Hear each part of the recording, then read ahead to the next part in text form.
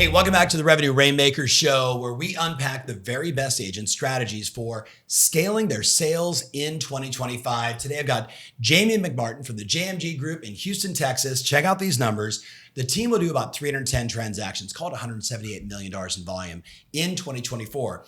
Jamie, though, is personally doing 52 transactions, and that's what we want to unpack today. So, Jamie, welcome to the show. Hey, thanks. Thanks for having me. So Jamie, how is someone listening to your advice going to do at least 52 transactions from their database? Talk to us. Yeah, I think our big goal for this coming up year is converting our database and increasing it about 5%. So we are going to go deep, not wide. Yes. My agents and I are creating this JMG lead funnel, and that's what we're using in educating that's what we're using to empower our agents. I love it. Yes, I love it. Yeah. So give us an example specifically of what you're doing. What does that funnel mean? And we'll put it up as a visual so people can see it. But walk me through that so I understand, like, detailed. I'm one of your past clients. I'm in your sphere. What am I going to experience? And how am I ultimately going to do a transaction with you? Yeah, I think the confusion comes in is when you have somebody like that and you don't know where they're at in that process. You've got to meet them where they're at, right. And when you meet them in that process, then you can put them in the funnel, and that will create the cadence of the marketing, how you're supposed to talk to them, when you talk to them, and what you talk to them about. Yes. Are you seeing longer sales cycles? Meaning, you and I did the case study with Greg years ago, where we were showing the average consumer was transacting in about 112 days or 118 days from the time they started with you till they actually did it.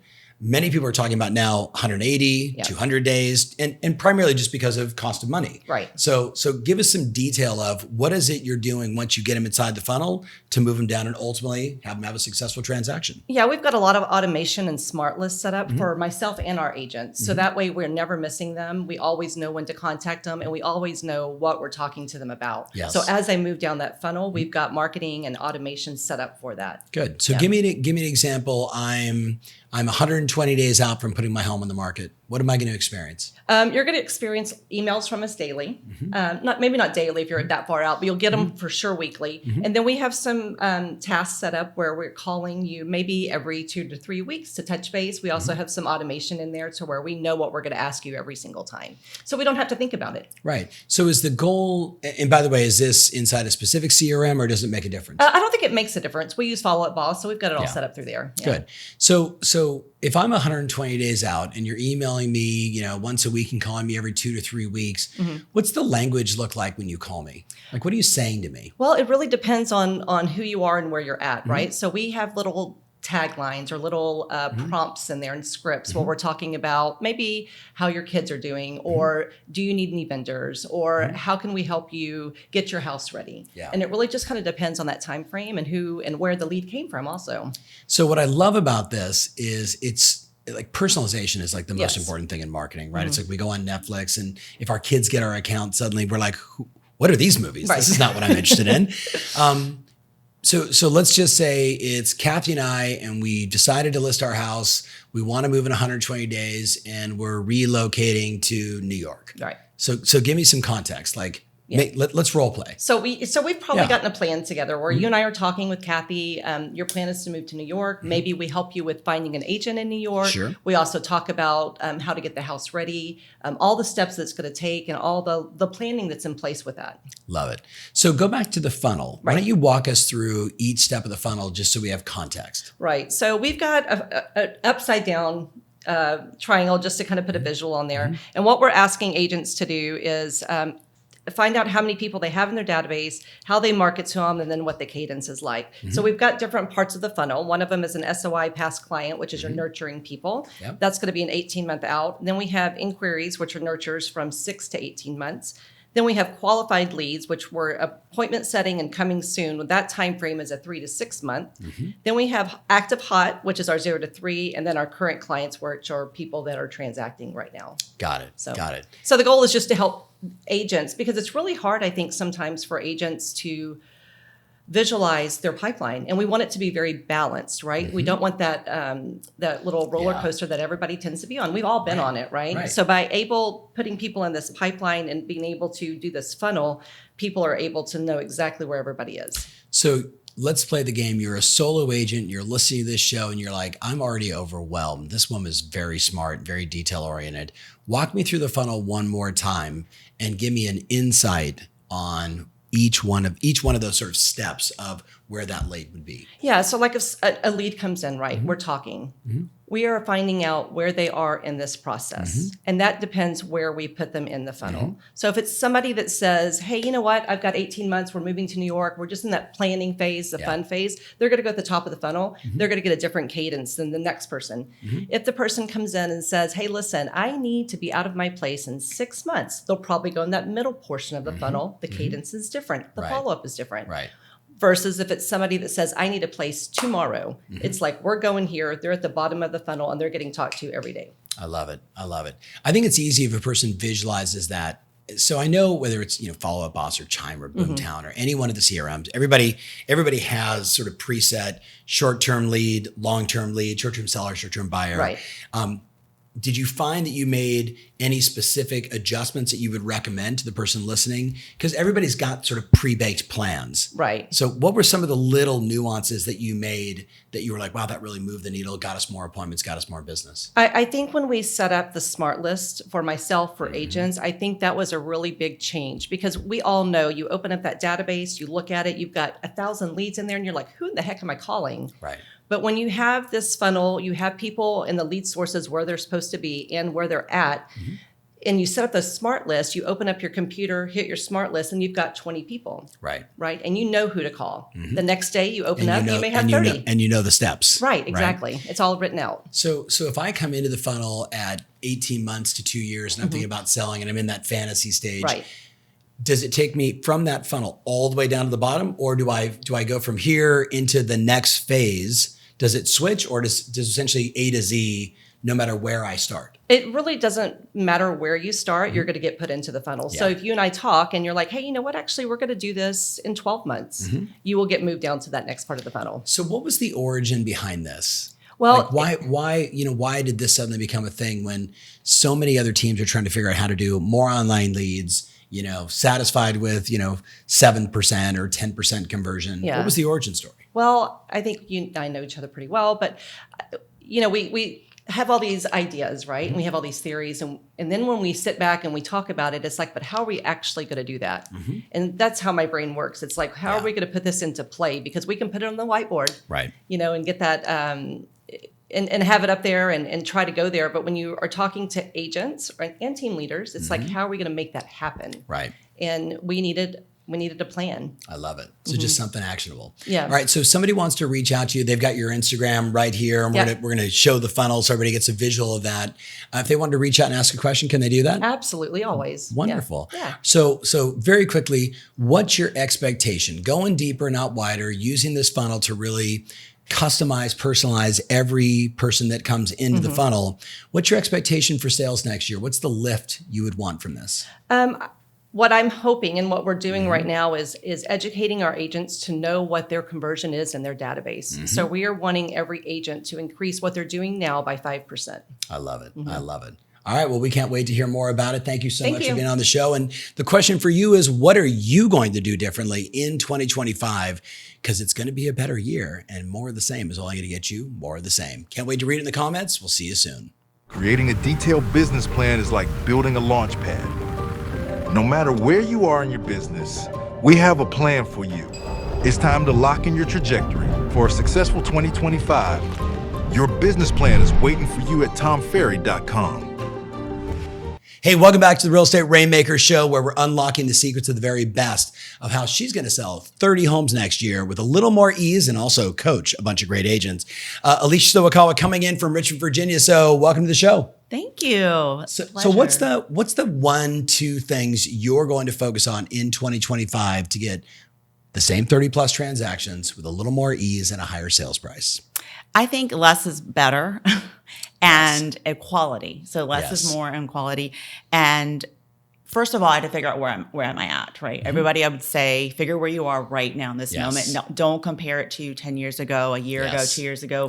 We're in a different time, a different market. You're a different person. And so for me, I think that's the biggest issue is knowing where I'm at and where do I really want to grow? I have children at different ages. What quality of a life do I really want to have?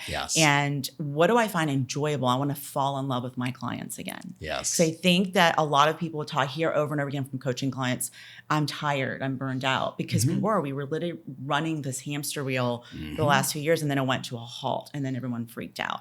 And I think that it's a place of we get to design our life. We get to say, that's why we went into business to become entrepreneurs. And for me, it's about saying, hey, I want to go back in. I've been in the business, this is my 10th anniversary, which is so exciting. And I want to say, out of all the people I worked with in the 10 years, who did I enjoy working with? Why did I enjoy working with them? And what was that transaction like?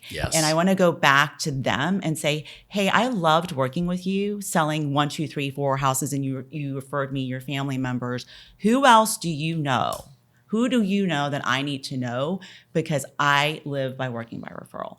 And not being scared to say, I bring value. I will take care. I will shepherd your people so you can trust me. And I know that they trust me. So it's not an ask. It's a, hey, can we work together so we can help your friends out, your family out? Who do you know across the country? We have a great referral network and ecosystem.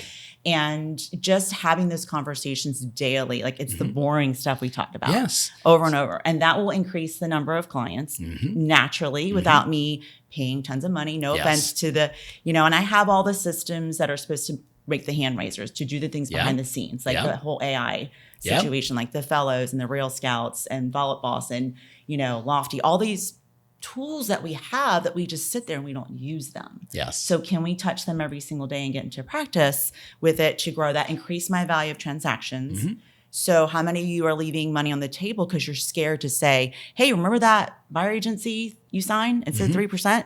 Or 2, whatever you wanted to say. And the release, it comes back and it's like, oh, we're only gonna pay this much. They're gonna pay the rest. That's the conversation. And you helped them through this process. You are due money. You don't go to the doctor and not pay the, whatever the insurance pays. Renegotiate the fee based upon, You pay what you're supposed to pay. You are a expert in the marketplace. I'm an expert in the marketplace. I've been doing this for years. I've helped people. This is the biggest transaction for most people, or a moneymaker if it's investment property. How do I not show my value and say, I should be paid? This is not my problem. So we were chatting sort of offline before we started this, and there was 3 things that stood out for me. One is the power of no. 2 was, I think, a missing unlock for a lot of people is the after action report, right? Like post-transaction debrief versus just running to the next one or opening up a glass of wine and celebrating, oh my God, that deal's done. So no, after action report, and really just going deeper is what we're talking about. So talk about the power of no. The power of no, I think, is something I did not know as a younger woman. I think it's, we talk about women. You didn't know. I didn't go no. I would say, okay, I'll figure that out. Sure, I'll cancel my vacation. Sure, I won't go out. Okay, of course I'll miss my kids. Baseball games or whatever's going on. And I don't know how many of you do that. I know tons of people do that. And you're like, and then you have such a sick feeling because you basically betrayed yourself. And I think it's not even a guilt. It's about who are you in this business? And if you continually betray yourself, you're giving yourself that permission. It's like that dulling and you forget, where are my values? Like, why am I doing this? And then you become resentful. And then you become bitter. And then I think what happens, you're vibrating at such a low energy level, then you're attracting the worst people around you. So when you learn to say no, I feel like God, universe, who you believe in, it's like, all right, you passed the test. I'm going to reward you with an amazing person to work with. I love that. And every time I've said no, and I've had sweats, trust me, there have been many times I'm like, oh, don't want to say no. And then when I do, it's like, oh, the person came. And I would not have had the bandwidth or even noticed that opportunity was there had I been sucked in with the person I should have said no to. And I know every listener can relate to this. When you do say no, like most of the time people bend back to your reality when you're like, look, I've got a kid's game and I got to be at it, or hey, I'm booked for a vacation at that time. I can handle certainly some of it, but I can't show you the property. I'll have Hector show you, et cetera. Let's go to the second one. I think the after action report, I think of one of my clients who we basically tracked for one entire year. He went on like 100 and some crazy number of listing appointments. He would get in his car at the end of every appointment and he would say, okay, what were the concerns of the sellers? What were the questions that they asked me? We turned that into what we think is one of the greatest listing presentations ever. Alicia, I've been out on 105 meetings in the last 12 months with people just like yourself. Would you be shocked to hear everybody asked basically 7 questions?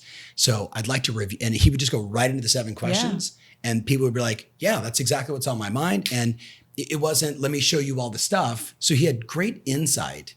So I think the same thing to your point about post-transaction. So maybe for the person that's never done one, unpack it for us. So I think it's important. All the players need to come there. Like at the end of the transaction, you need to go back. If you're using a transaction coordinator or an assistant, or if you had a photographer that missed one of the rooms and you had to rush back, or the person that didn't clean it, or all the players, all your contractors, find out like what went well. Let's celebrate. What did we do good on this? What was that review? Did we get that 5-star review?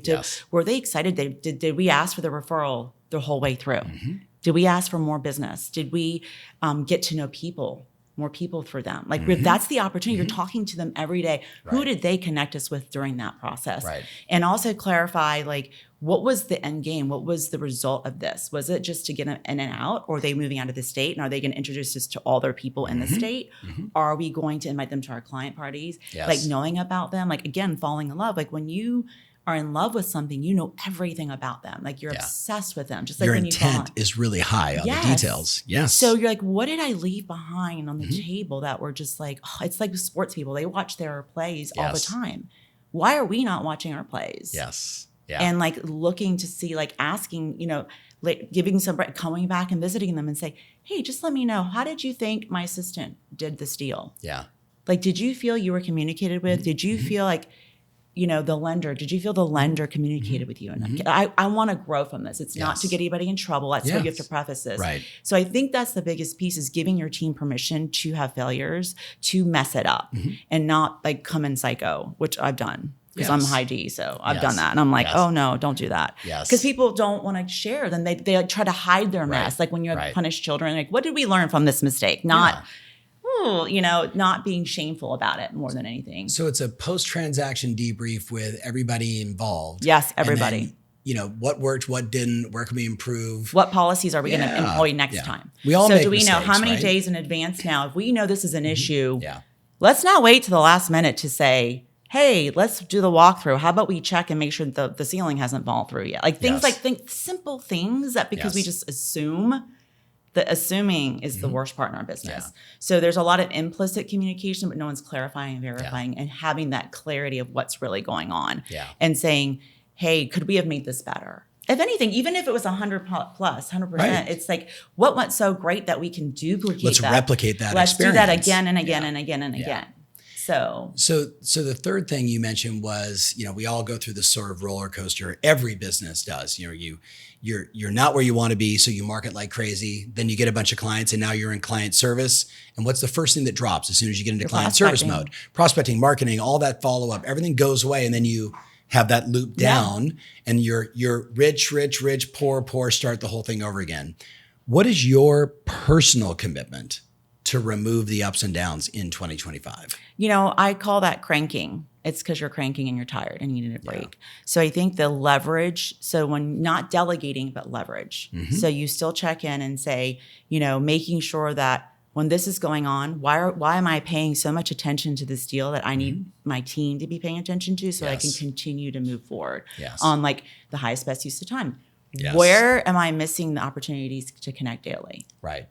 Because I think it's all about connection. Our business is belly to belly. It will always be. I don't care how much AI. I love it. I love the AI. Me too. But it should relieve us so that we can stay belly to belly. Exactly. Like these in-person meetings that we have with coaching, this is where all the relationships are had. Right. This is where you can feel the energy of someone and say, I'm sending that referral to this agent because I know that they're going to care for my person from the lunch that we had. You're not doing that on a Zoom. You're not doing that on an email, and you're not doing that on a phone call. No. So the unlock is, even for a D like yourself, is you still got to trust the people around you, whether it's your in-house transaction coordinator, trusting your lender, right? And not trust and neglect, trust and follow up. The leverage, you're not letting it go. Yeah, because the second you stop doing the work, the second you stop going deep, It's that vicious loop, and everybody's experienced it.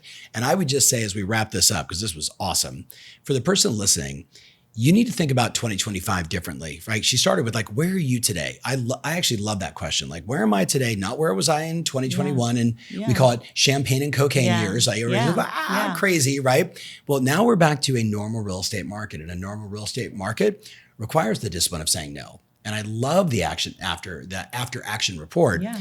But the thing I want this person to get right now is you've got to ask yourself, what is it going to take for me to be disciplined with my marketing and lead generation in order to make 2025 different? If things are the same, things are going to be the same. Agree? Yeah, absolutely. All right. If you want to follow her on Instagram, you see it all right there. If you got a question, you can absolutely reach out. Thanks so much for watching. And what are you going to do differently in 2025 to make it even better? That's the comments I want to see down below. Let's go. Whether you are a brand new agent or you're experienced, having accountability and a coaching partner that can push you beyond your comfort zone is absolutely paramount when you're growing a business. I've been in the Tom Ferry ecosystem for 5 years, and I can confidently say that over that time frame, my business has grown far more than it would have without. It's about the people, the systems, the structure, the accountability, and the ability to push yourself beyond what is comfortable. I highly encourage you to take a look at the Tom Ferry ecosystem. You won't regret it. Hey, welcome back to the Revenue Rainmakers show, where we're unlocking the very best hacks of the very best agents and how they're going to crush in 2025. So I've got Todd with me today, looking at Todd's numbers. By the way, 6,000 people in his database, 25 years in the business. Personal production this year, 76 transactions, call it, 30-ish million. And the team combined, he and the team, about 140 sides. So Todd, welcome to the show. Hey, thanks for having me here, Tom. I'm super excited to hopefully share some knowledge. Absolutely, man. So Omaha, Nebraska in the house. Yes, sir. So Todd, we were talking off camera about, the person watching this show, maybe the person watching is a veteran like yourself who maybe feels they've neglected their database. What are some of the things that you would suggest that work for that person if they want to win more in 2025? Well, Tom, one of the things that I've always tried to really do a good job of is just staying connected with my sphere. And I know that sounds easy, and sometimes it's just It actually sounds like I don't even know what that means. Yeah. Like you walk up and go, yeah, right. What does that mean? Well, so, for me, I'm trying to provide value, right? Yes. I'm trying to be that knowledge broker. Yes. One of the phrases that you coined. Yes. And so whether that's me sending Zillow CMAs, maybe 5 a day, just trying to put something in front of my people saying, hey, here's what Zillow thinks your house is worth. What are your thoughts? I have mine. How do people respond to that? They love it. Sometimes they think that I'm soliciting them to sell their house. Sure. But that's the person watching right now. If they're a veteran, they're like, whoa, like out of the gate, I was thinking like maybe send an email or something or do a social post. But you're saying a ZMA a day, which we both know works. How do you respond to the person that says, well, Todd, we're not thinking about selling? Yeah. And I said, hey, I totally understand that. I'm just trying to provide value, knowing that we have an ever-changing real estate market. Yes. Knowing that our values could be moving up, could be moving down. Yeah. I just want to keep you guys informed. Yes. And from there, they turn it into more of a real estate conversation. Right. As soon as they feel like they're off the hook and it's not a sales pitch. So Absolutely. Would you advise the veteran watching right now, or the brand new agent, or wherever you find yourself in your career, would you advise them to do something like a discipline around like 5 ZMAs a day? Absolutely. That's what I have my team doing. And some of my new agents who might not have as big of a database, they are still having conversations. Yes. And as you know, conversations win. Absolutely. And so it's a really easy, and frankly, it's kind of a fun thing to do because people sometimes are blown away because that Zestimate might be $100,000 under what their house is truly worth. Exactly. I mean, that's the beauty of it. So just for the context, if you have been under a rock, I don't mean to be rude by that, and have not seen this campaign that we created almost 3 years ago, it's you go to their house on Zillow, you take a screenshot of it and you say, hey, Todd, I was on Zillow today looking at a couple of properties. I decided to stop by your property. Take a look at this price. I've got my opinion. What do you think? That's it. That is generated in the fourth quarter of 2023. It was the #1 campaign of our 100K and 100-day program, $7.6 billion in listings, 18,000 appointments. It was nuts. So what would be number 2?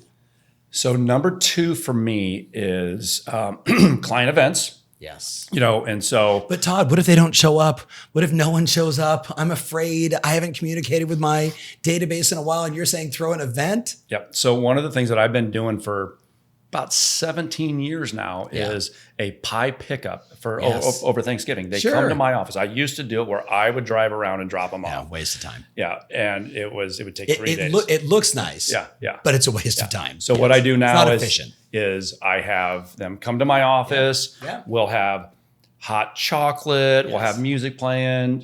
People come in and sometimes the guys, when they come to pick them up, sometimes they just want to hang out. Yes.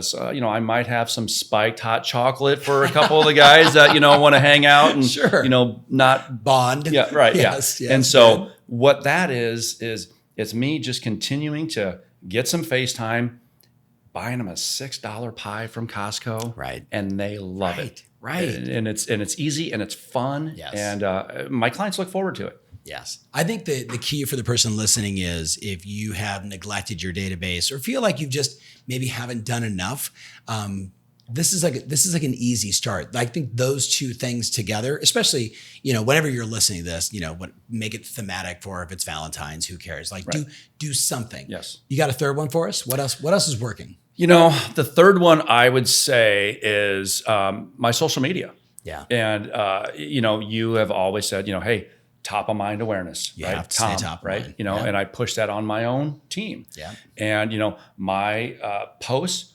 are nothing high level. Yeah. They're nothing crazy. It's me. I follow you. I think it's good. It's me just continuing to stay in front of my sphere. And at the same time, I'm mixing personal with business, right? I'm showing them that, hey, I'm a real person. I'm a dad. I'm a business owner. But I'm a real person. Yes. But then I'm also trying to provide value, talking about the market reports, talking about what is going on, the interest rates, because I found that most people don't really know. Yes, I agree. So what I love about this is it doesn't have to be complicated. So we were talking off camera and I'm like, well, what's your goal for next year? And you're like, I actually want to do less. Right. And you want the team to do more. Right. But, in order for you to say, let's just do your 40 to 50 transactions, is there a specific adjustment you think you need to make?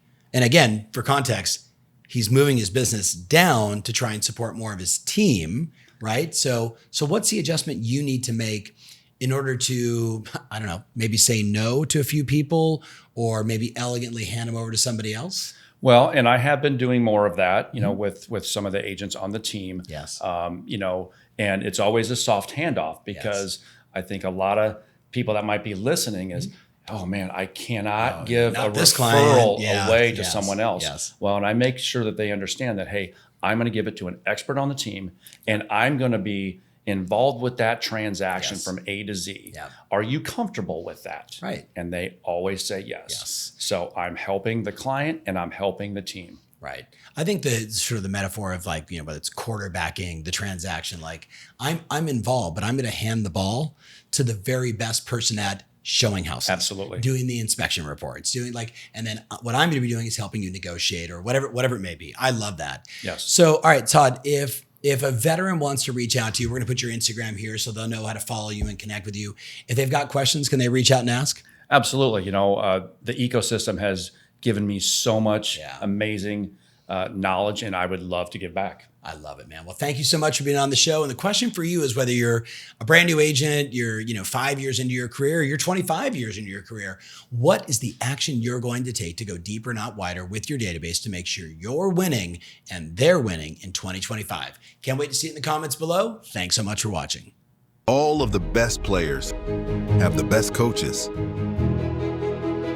You and your business are no different. It's time to get in the game. Find your real estate coach today. Hey, welcome back to the Rainmaker Show, where we are unlocking the very best and how they're helping either themselves and their agents absolutely crush it in 2025. Today, I've got Rachel and Dustin, and together, their business will sell about 380 homes this year, call it $120 million in volume. But today, we're talking about Jamie. Yes. So, Rachel, who is Jamie? So Jamie on our team is one of those like rock star women that she has multiple kids at home. Yes. She's crushing it in the business. Yes. She just does everything. Her husband has a contracting company and she's going to sell almost 50 houses this year. So she's busy. just a rock star. Yeah. So what's the key insight? What's the key strategy that we're working on with Jamie to really have her accelerate and do more? Yeah, I mean, we all know the basics of picking up the phone and making the calls. You know, Yes. if we could just get all our agents to do that. We know it. We don't all do it, but this person does. Yeah. All right. So what's the thing beyond making the phone calls? Yeah. So we've helped her kind of develop this listing campaign. The goal, of course, is to turn every listing into 2 or 3 or 4 more. Yes. And so that's a multi-touch approach. There's, of course, the door knocking component, the open house component. There's a mailing component. We're using slide dial, slide broadcast, all of these things kind of around each listing at multiple times throughout that listing process to try to drum up activity around it. And so the idea there is we have a lot of agents like Jamie who are rock stars, but they're time strapped. Yes. And so we wanted to build it out in a way that's automated, scalable, and repeatable every single time that she gets a listing. Yes. And so what we also wanted it to be is cost effective. Yes. And this is the beauty of this is anyone can afford to do this because what we do is we go in, we find the 100 closest homes to that listing, pull that data, drop it into slide broadcast, and we just drop like a fun voicemail. It's like, hey, your neighbor at 123 Main Street is about to list their property. Just wanted to give you a heads up. There's going to be a lot of marketing going out. You're going to see extra traffic in the area. So just be ready and know that we're on top of it. Da, da, da, da. Yeah. We do the same thing in the same script with print letters, but again, automated. It just goes out with the click of a button. Yep. And then repeat that at the open house. We repeat that when it goes under contract. Yes. But the nice thing, something like slide broadcast, it's like $10 to send out 100 of those. I And know. so it's super cost effective. It's automated. And every single time we do that, someone picks up the phone and calls. And no referral fees. Thank you very much. We like That's high right. margin transactions here. We like sugar cookies. So what's so beautiful about what we're talking about is we know like this sort of this like truth that some people get and some people actually execute on, which is when one home comes on the market, usually 2 or 3 more follow. We're just waiting for that first domino to fall. Exactly. And I guess what I'm hearing is between the two of you, we're really trying to get Jamie and probably anybody else, starting with the person watching right now, to maybe take the time to reimagine when you launch a listing, how can I ensure getting another listing? Because most people get so excited to get one that now it's the service game, not the now I've got something to market. Yeah. So you mentioned door knocking, you mentioned the slide out, you mentioned open houses. How many things is the right thing if the person watching is Jamie and she doesn't have all of you guys in the background making all that? She's not as automated. What would be like the 2-3 essentials if they wanted to get one and turn it into more?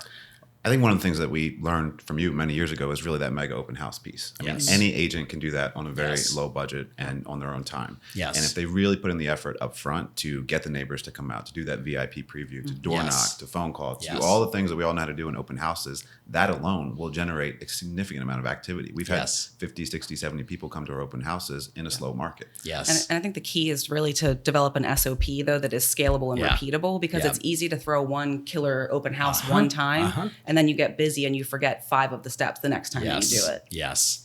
I agree. SOP checklist. It's so funny to me, like the notion, like I have this book that I'm waiting to publish and I don't know if I'll probably never publish it, but the concept was run plays that work. Yeah. And I think what so many people miss is like, oh my God, we did this and I generated all this opportunity. And then the next week or the next month, they're like, well, what should I do now? Exactly. I'm like, hello, dumbass. Why don't you run the same play again? Like run it until the defense stops you, run it until the market stops you. And I didn't mean to call I'm not calling you a dumbass. I'm just saying, right? I'm just saying for my friend watching.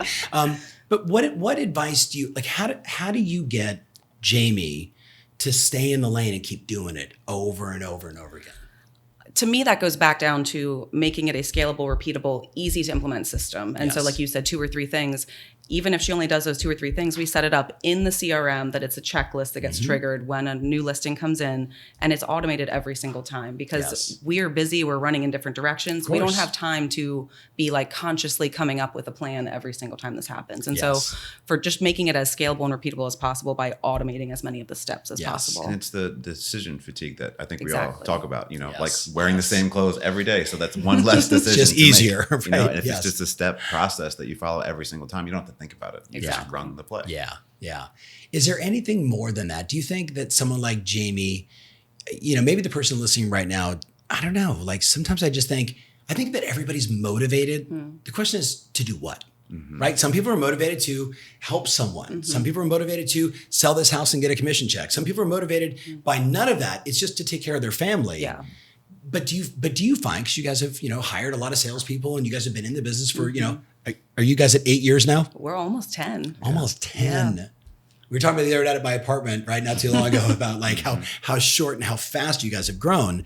But back to the point, Rachel, do you think, as we sit here at the end of October, right, as we're filming this, that maybe the person listening needs to figure out like how to up their aspirations? And that sounds funny, but you know what I mean? Like how do they find that motive to actually do it every day? Because I can automate it, right? Like we know what to do, but we just don't do it. Yeah. I mean, I do think there is something to the fact of just doing it and proving to yourself that you can, because sometimes it's just the fear of failure. Yes. And to me, action is the cure to that. Yes. And so just getting into action once you're really clear as to the why. And I think for most people, it does come down to things like family. Yes. What do you want to be able to provide to your kids? What kind of a person do you want to grow into? Because I do think this industry has a great potential to force you into growth.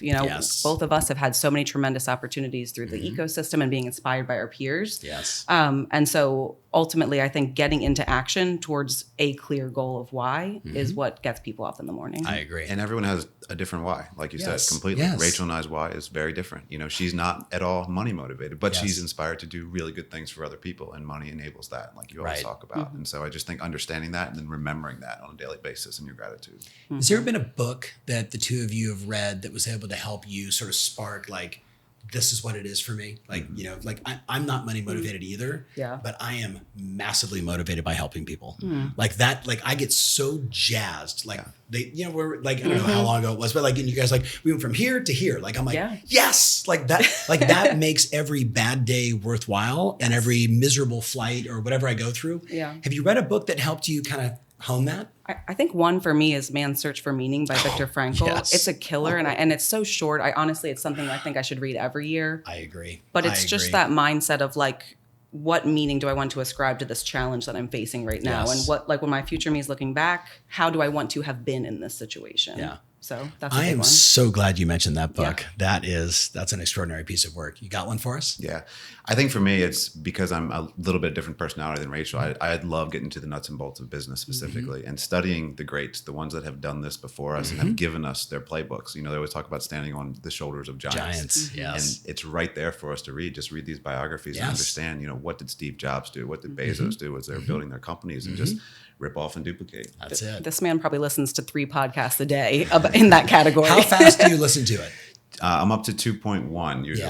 Yeah. I'm like at 1.75 because at 1.75 I can catch it, and it's because I'm a note taker. Like if I write it down, I've got it forever. Yeah. But if I just listen to it, it doesn't stick as much. I love reading. I hate the inefficiency of reading. It's so, because you can't do it in the car when you're driving. Exactly. Or, Founders Podcast. Yeah, of course. Invest like the best. Yep, absolutely. I love it. Yeah, there's so much good stuff. Hey, this was really valuable. My question for you though is, walking out of this, watching this little show, what are you going to do to reimagine every time you launch a listing to generate way more listings? And by the way, you can do the same exact thing for every time you help a buyer. How are you going to reimagine to generate more? Let me know in the comments. Thank you so much for watching, and make sure you follow these two on Instagram. We'll see you soon.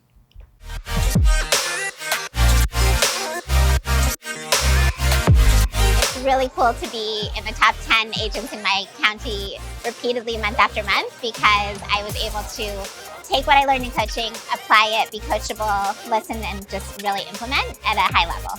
Gives you a community of people that are also doing the same thing and trying to grow and scale and have maybe been before you, and you can learn from them. The value that comes from it, having a support network and having someone in particular telling you exactly what direction to take, that already has all the systems in place, all of that ends up being invaluable when you really start to dissect it. I've been in coaching for 3 years. For 3 years. And my only regret was I should have left the prior coaching company sooner.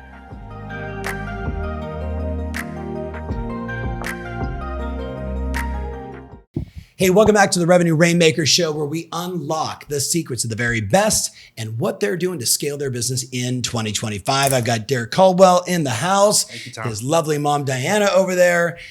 So I know the team will do 220 transactions, but we were talking off camera about like, what's the most important thing? And you said, my mom. like helping my mom get more time back. Yes. So how specifically are you taking this iconic rock star agent standing over there filming this whole thing? Hi, Mom.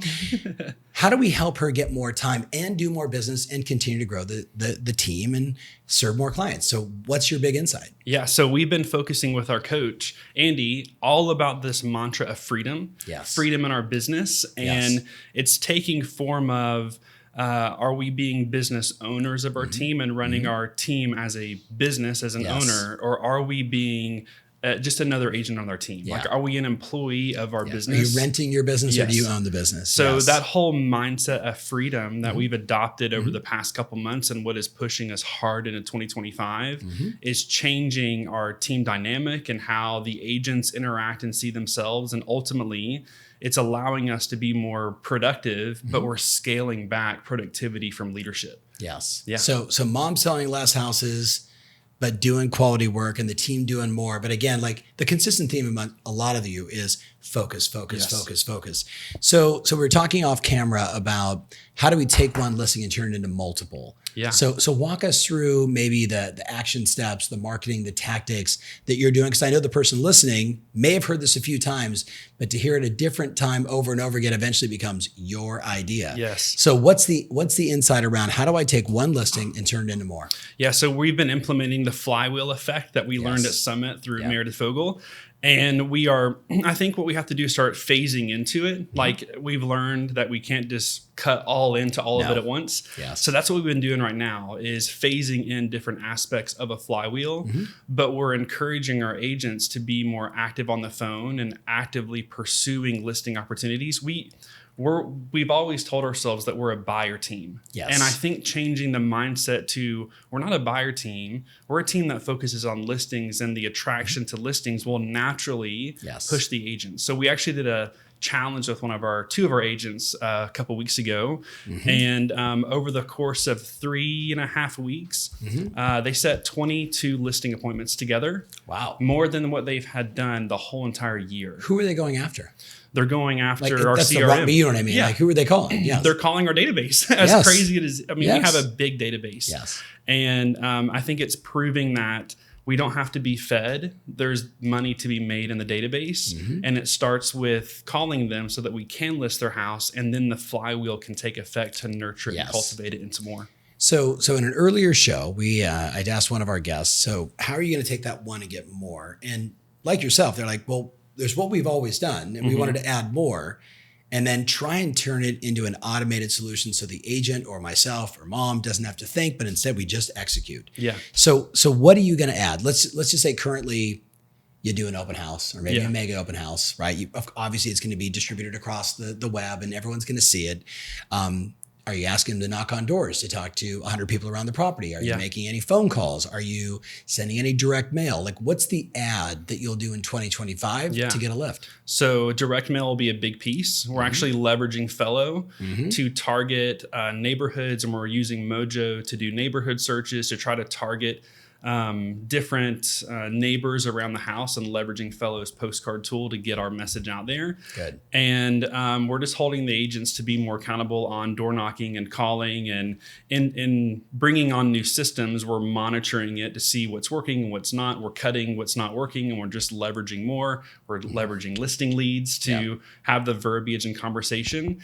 And I think the biggest change for us was, like, we're not taking the burden on as leaders anymore. We're allowing this, like, our marketing team, our operations team, our listing manager to help us with this initiative. So that way we all have the buy-in from it, and we can see the gains and impacts from involving as many people as we can from a team's aspect. So it's just kind of thinking strategically. I'm moving from a buyer focus, which is, again, everybody's got to serve, you got to serve someone. Yes. What do you think is going to be the short or long-term impact of really trying to focus everybody's effort around let's attract listings? What are you looking to accomplish short-term and then long-term? I think, short-term, it's changing everyone's mindset.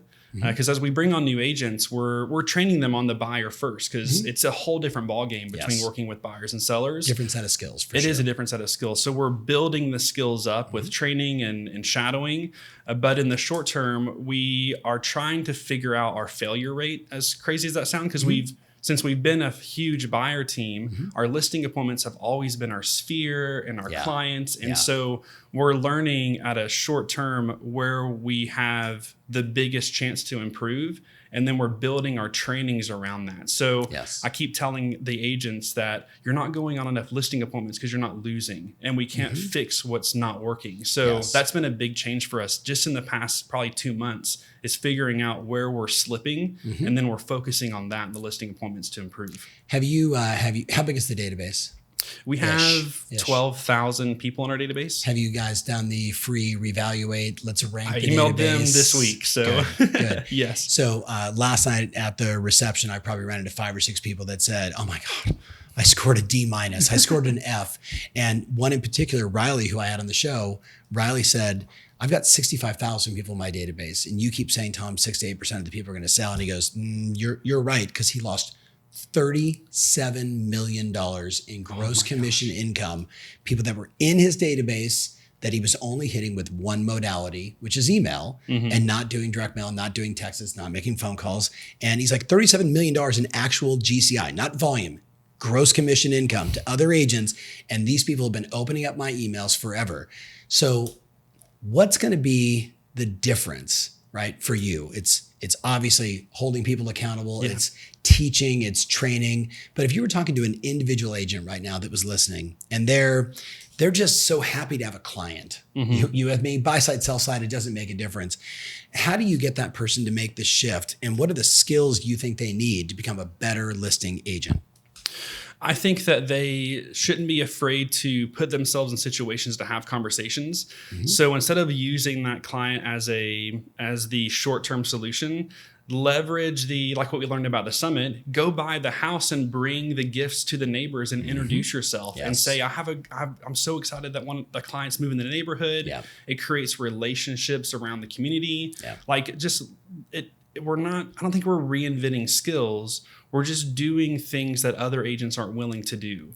And it's figuring out what works. Like if that doesn't work for your area, then it's okay to shift and do something different, but don't go all in on something and it not work and then pull back. Like find what tweak is there. And then run it over and over and over. That's been said a bunch. It's funny you say about the gift. My little sister, Michelle, listed her most expensive listing in her career. Shout out to my little sister, who's just doing great. Little sister, she's 50, right? But they're all little, right? The younger ones. So she goes out, she lists this like $3 million house. She's all excited. She's like, she had just watched Meredith at the summit and she was like, I'm like, you don't have to do it all. Just run 1 or 2 things. And you know what she did? She ended up getting like a nice little gift for everybody and a small subdivision of like 75 houses. And she knocked on everybody's door, handed them the gift, or she left there a little note. Oh, that's awesome. And she was like, it was amazing because then when I did the open house, people walked in and it's the law of reciprocity. Like, oh, you're the one that thank you so much. And I think for the person listening, it's not the gift. It was, this is what it was. The fact that you handed them something that was maybe a value, maybe not. But the real thing is that you actually had a conversation with somebody. And back to what you always say is action always solves everything. Action solves everything. That is so true. And as from a leadership standpoint, we can see that in our agents. And I think being able to encourage them and speak truth into them and bring value and show them that what they're doing is working is just as powerful as them doing the work. Because most team agents, at least for our team, they like the words of affirmation, like that fuels them. And so by learning that and learning what helps them, I think that helps us make the shift from being so buyer focused to be listing focused, because we are going to fail and that's okay. But it's how we come out about it on the other side. All right. Well, that's a good insight. I appreciate you. Make sure you follow Derek on Instagram. And the big question for you is, again, after doing all these shows, what are you going to do differently to scale your business in 2025, which is absolutely going to be a better year than 24? Let me know in the comments. Make sure you follow this guy, and we'll see you soon.